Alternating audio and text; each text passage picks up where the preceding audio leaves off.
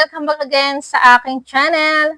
So yun guys, for today's video ay ituturo ko sa inyo ang isang paraan para hindi ka ma-hack o manakawan ng password. Ayan guys, so siguraduhin naka-on ang safe browsing o advanced browsing protection sa yung settings sa Messenger.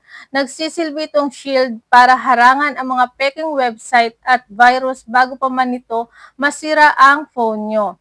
So magbibigay ng napakalaking babala ang Messenger bago mo pa man tuluyang mabuksan ang delikadong link.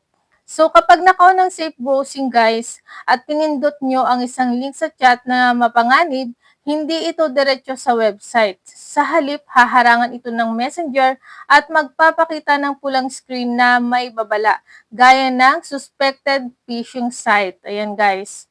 So, kung ikaw ay bago lang or napadaan lang dito sa aking channel, huwag kalimutan mag-subscribe. Siyempre, i-like nyo na rin at hits nyo yung bell button dyan sa baba para lagi kayong updated sa aking mga latest upload. Okay guys, mag-umpisa na tayo. Let's start.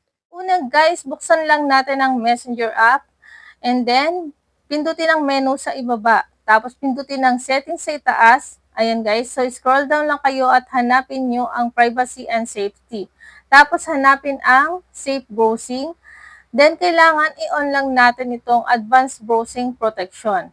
Ayun guys, sasabihin ito sa inyo na ang website na sinusubukan ninyong pasukin ay maaring magnakaw ng iyong password o mag-install ng virus. Ayan, bibigyan ka nito ng option bumalik sa ligtas na page. Ayan guys, so back to safety. So, kaya napakahalaga na naka-on ito guys, para bago ka pa magkamali, may tagapaalala ka na kaagad.